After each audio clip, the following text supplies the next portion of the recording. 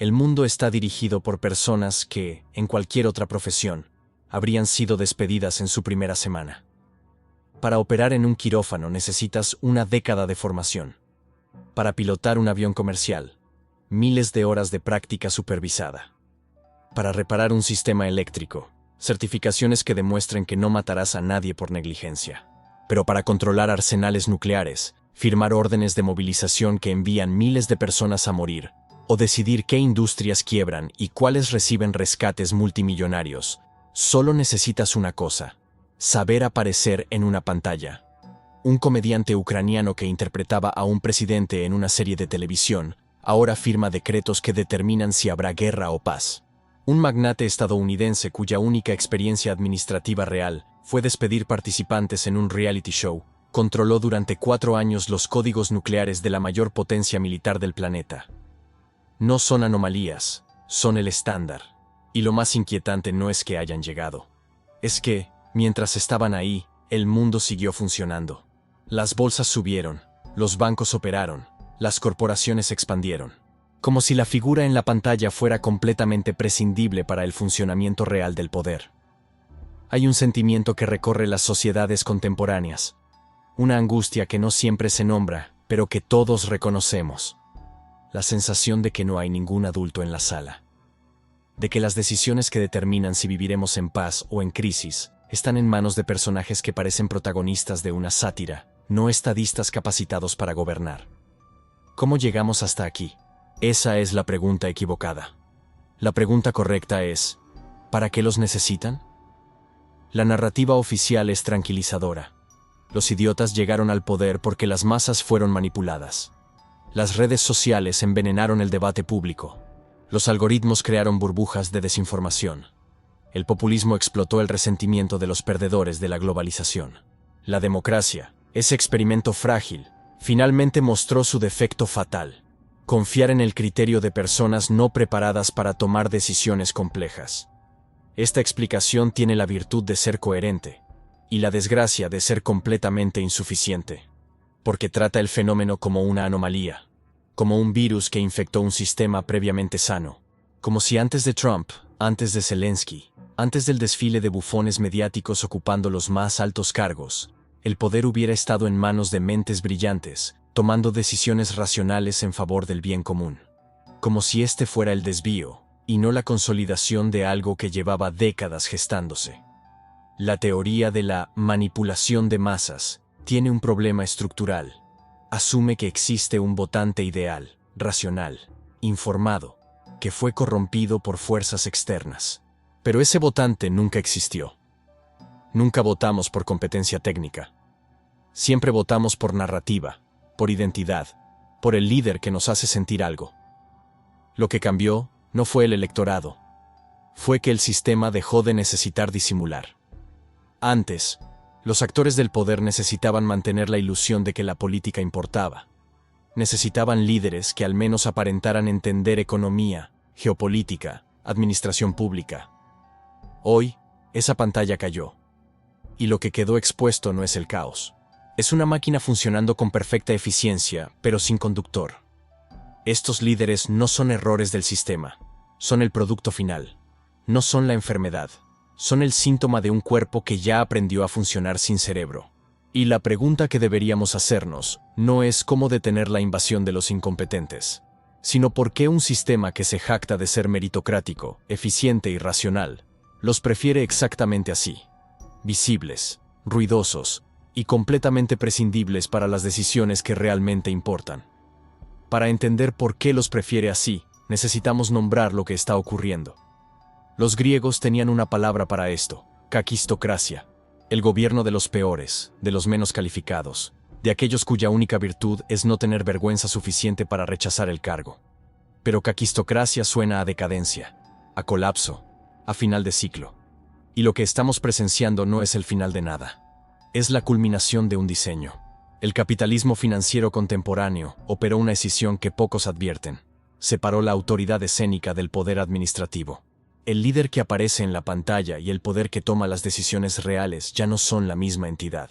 El presidente gesticula, tuitea, genera controversia, ocupa todos los titulares. Mientras tanto, La burocracia permanente, los bancos centrales, las corporaciones multinacionales, los fondos de inversión que controlan infraestructuras críticas, operan en un silencio absoluto, sin cámaras, sin escrutinio, sin resistencia. El líder mediático funciona como un pararrayos.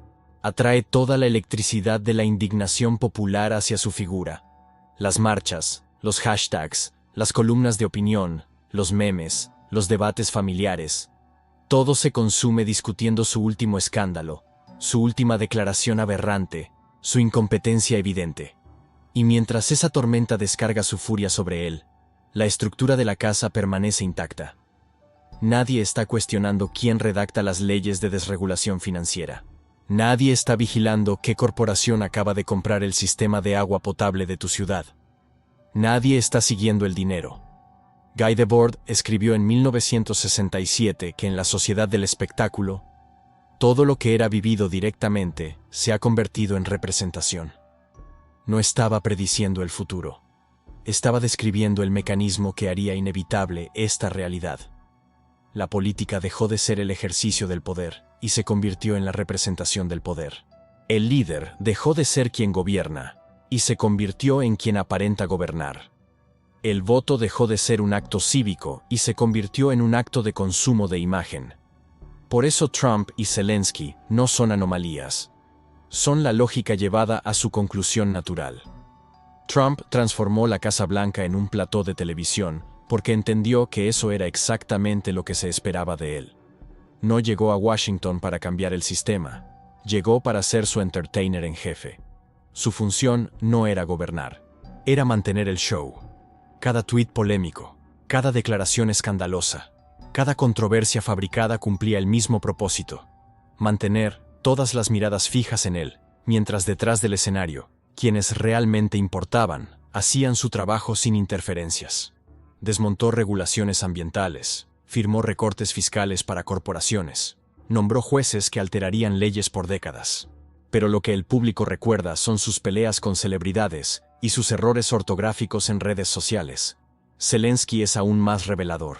Interpretaba a un profesor de historia que, harto de la corrupción política, se convertía en presidente de Ucrania en una serie de televisión llamada Servidor del Pueblo. La serie tuvo tanto éxito que creó un partido político con el mismo nombre y ganó las elecciones. El pueblo no votó por un programa de gobierno, votó por la ficción esperando que se hiciera realidad. Jean Baudrillard llamó a esto el simulacro, el momento en que la copia sustituye al original, en que la imagen importa más que la sustancia. Zelensky no fue elegido a pesar de ser actor, fue elegido precisamente porque ya había interpretado el papel. La realidad política había muerto, lo que quedó fue el casting. Pero aquí está la parte que incomoda. Esto funciona. Funciona porque el sistema económico global ya no necesita líderes competentes. Necesita gestores de emociones colectivas. Necesita a alguien que sepa leer un prompter, que genere engagement, que mantenga a la audiencia entretenida mientras la economía sigue operando en piloto automático. Los bancos centrales ya tienen sus fórmulas. Las corporaciones ya tienen sus lobbies. Los tratados comerciales ya están negociados por tecnócratas que nunca aparecerán en un debate televisado. El presidente es la mascota del sistema, no su cerebro. Y lo más aterrador es que el mercado financiero no solo tolera esta dinámica, la prefiere. Un líder que gasta toda su energía política en guerras culturales y polémicas de redes sociales es un líder que no está interfiriendo con lo que realmente importa: la acumulación de capital. Ladra mucho, muerde poco. O mejor dicho, ladra tanto que la audiencia no nota que ya no tiene dientes. La consecuencia de esta dinámica no es el caos, es algo peor: la normalización. Nos acostumbramos a que la política sea entretenimiento, a consumir noticias como quien consume una serie de televisión, esperando el próximo giro argumental, el próximo escándalo, la próxima temporada. El electorado, entrenado por algoritmos que premian la novedad y el shock, ya no vota por programas de gobierno, vota por arcos narrativos, por el candidato que ofrece la historia más emocionante, no el plan más coherente. Esto ha reconfigurado por completo lo que significa ganar en política. Ya no ganas por tener las mejores ideas, Ganas por tener la mejor presencia escénica, por saber cuándo gritar, cuándo susurrar, cuándo generar indignación y cuándo fingir empatía. La campaña electoral dejó de ser un debate de propuestas y se convirtió en una audición para protagonista de un drama colectivo. Y cuando el líder finalmente llega al poder, el guión sigue escribiéndose con la misma lógica. Cada decisión se mide por su impacto mediático, no por su efectividad administrativa. Cada crisis se gestiona pensando en cómo se verá en los titulares, no en cómo se resolverá en la práctica. Gobernar se volvió indistinguible de actuar. Frente a esto, emergen las soluciones de siempre. Necesitamos líderes más educados, dicen algunos. Debemos regular las redes sociales, proponen otros. La respuesta es más democracia directa, más participación ciudadana, insisten los optimistas. Todas estas propuestas tienen algo en común. Son completamente inútiles. No porque sean malintencionadas, sino porque no atacan la raíz. Puedes exigir que los candidatos tengan doctorados, pero si el sistema sigue premiando la capacidad de generar titulares por encima de la capacidad de gobernar, solo conseguirás idiotas con diplomas. Puedes regular las redes sociales hasta el autoritarismo, pero si la televisión, la radio y los periódicos ya llevan décadas convirtiendo la política en espectáculo, solo estarás cerrando una ventana mientras todas las puertas permanecen abiertas. Puedes multiplicar los referéndums y las consultas populares, pero si el votante sigue consumiendo política como entretenimiento, solo estarás democratizando el circo, no desmontándolo. El problema no es quién está en el escenario. El problema es que exista un escenario. El problema no es que el actor sea malo. Es que estemos buscando actores cuando necesitaríamos ingenieros. Y sobre todo, el problema es que hemos dejado de preguntarnos si acaso necesitamos ese escenario, si el protagonista que tanto miramos tiene algún poder real, o si lo que llamamos democracia no es más que el derecho a elegir qué máscara usará el siguiente decorado de un sistema que ya decidió hacia dónde va. Ahora podemos ver lo que estaba oculto a plena luz. La idiotez no es estupidez, es camuflaje. La incompetencia del líder no es un defecto que el sistema tolera. Es una funcionalidad que el sistema necesita. Porque un líder que parece ridículo desarma cualquier crítica seria antes de que llegue a las estructuras reales. Nos pasamos años riéndonos de los errores ortográficos de Trump, de sus exabruptos, de su estética de millonario de telenovela. Mientras tanto, ¿quién estaba revisando los contratos de reconstrucción? ¿Quién seguía el dinero de los rescates bancarios? ¿Quién vigilaba las leyes que permitieron la mayor transferencia de riqueza hacia arriba en décadas? Nadie. Porque estábamos ocupados compartiendo memes. La futilidad es la armadura perfecta para la impunidad. Cada escándalo del líder histriónico drena toda la energía crítica del público hacia su figura, mientras nadie pregunta quién escribió la legislación que desreguló las finanzas, qué corporación privatizó un servicio público, o dónde están las cuentas offshore de quienes realmente deciden. Zelensky llegó como el outsider que enfrentaría a las élites. Pero los oligarcas que controlaban Ucrania antes de su elección siguieron controlándola después. Las mismas redes de poder, los mismos intereses. Solo cambió la cara en la pantalla. Solo cambió el actor encargado de absorber la frustración popular mientras el guión permanecía intacto. El sistema no necesita líderes brillantes porque los líderes brillantes son peligrosos. Un estadista con visión real puede cuestionar el orden establecido. Pero un comediante, un magnate de reality shows, un personaje que solo entiende de trending topics, es perfectamente inofensivo. No puede amenazar lo que no comprende. No puede desmantelar lo que ni siquiera sabe que existe.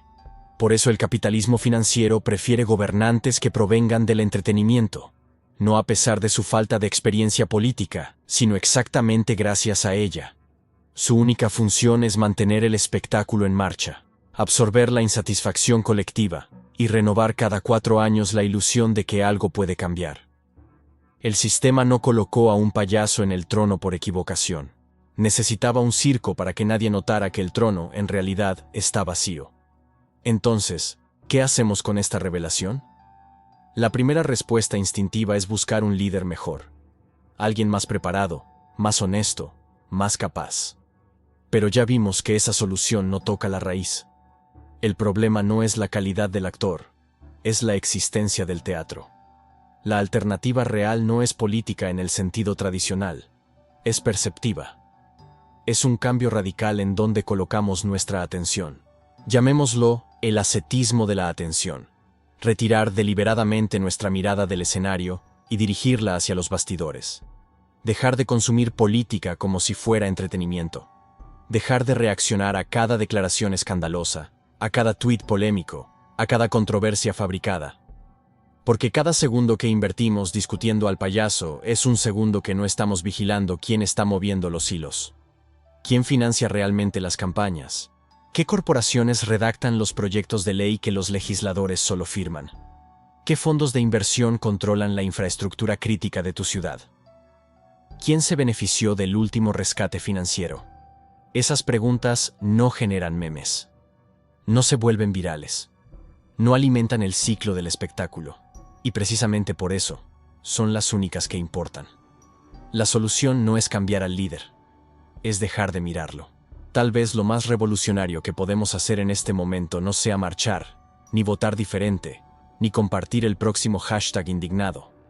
Tal vez sea algo mucho más simple y más difícil: negarnos a seguir el guión, negarnos a consumir el escándalo del día, negarnos a alimentar con nuestra atención el único recurso que el espectáculo necesita para perpetuarse. Porque si hay algo que este sistema no soporta, es el silencio. Y nada aterra más al circo que una audiencia que se levanta y se va. Si este análisis cambió tu forma de ver el poder, si ahora puedes nombrar lo que antes solo sentías como malestar difuso, escribe en los comentarios: ya no miro el escenario. Es una marca de lucidez compartida. Una forma de reconocernos entre quienes dejamos de aplaudir el circo para empezar a vigilar la caja fuerte. Volvamos al inicio, pero con otros ojos. El mundo está dirigido por personas que, en cualquier otra profesión, habrían sido despedidas en su primera semana. Esa frase, que al principio sonaba como denuncia, ahora revela su verdadera naturaleza.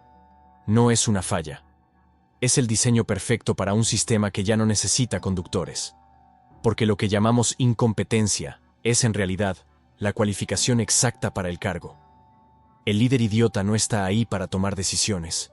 Está ahí para simular que alguien las está tomando. No está ahí para gobernar. Está ahí para que creamos que todavía existe algo llamado gobierno. Su función no es dirigir la máquina, es distraernos del hecho de que la máquina ya no tiene volante. Esta es la orfandad política que mencionamos. Ese terror existencial de descubrir que no hay ningún adulto en la sala. Pero ahora podemos reformular esa angustia. No es que no haya adultos. Es que dejamos de necesitarlos. El capitalismo financiero llegó a un punto de automatización tan completo que el liderazgo humano se volvió decorativo. Los algoritmos de trading mueven mercados. Los bancos centrales aplican fórmulas predeterminadas. Las corporaciones ejecutan planes estratégicos diseñados por consultoras que nadie eligió. El sistema opera en piloto automático, y el líder es simplemente la interfaz humana de un mecanismo que ya decidió su propio rumbo.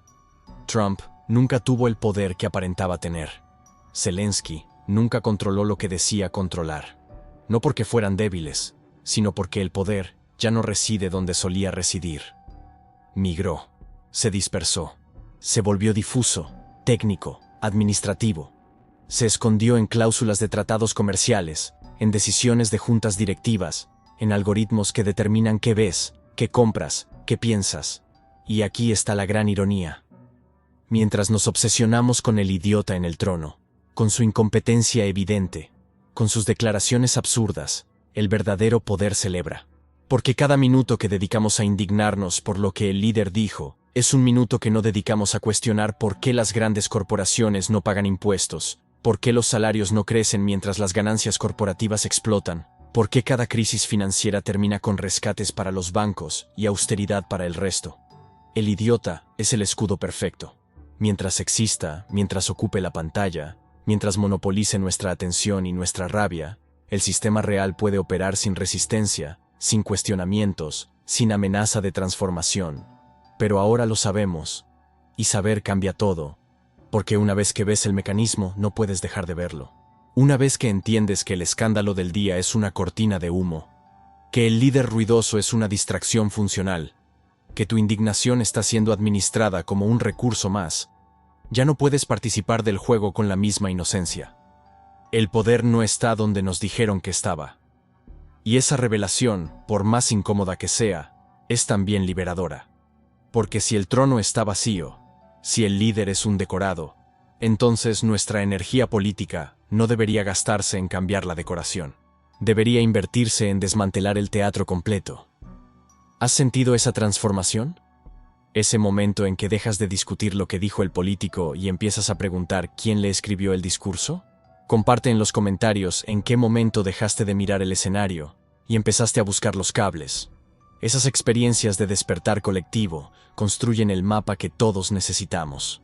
Hay una verdad que atraviesa todo lo que hemos analizado. Una verdad tan simple que resulta obscena. El sistema no se equivocó al colocar a un payaso en el trono. El sistema necesitaba un circo para que nadie notara que el trono, en realidad, está vacío. Durante décadas nos vendieron la idea de que la democracia era el gobierno del pueblo, que nuestro voto importaba. Y quizás alguna vez fue verdad. Pero ese tiempo terminó. Lo que tenemos ahora es una simulación tan perfecta que nos cuesta aceptar que es simulación. Un teatro tan bien montado que seguimos comprando entradas, aunque ya sepamos que los actores no escriben el guión, que el decorado es cartón pintado, que la obra se representa para mantenernos en la butaca, mientras en otro edificio, sin cámaras ni audiencia, se toman las decisiones reales. El verdadero poder no necesita aplausos, necesita silencio. Y nada genera más ruido que un idiota al mando. Mientras discutimos si el líder es fascista o incompetente, mientras compartimos indignados su última barbaridad, el sistema que lo colocó ahí sigue acumulando, concentrando, extrayendo, sin freno, sin oposición, sin que siquiera sepamos sus nombres. Pero ahora tú lo sabes, y eso te convierte en un problema para el espectáculo. Porque el espectáculo solo funciona si la audiencia cree en él. El día que dejemos de aplaudir, el día que dejemos de consumir el escándalo del día, el día que dirijamos nuestra atención hacia donde realmente duele, el circo colapsa. Desaprender eso es un acto de resistencia.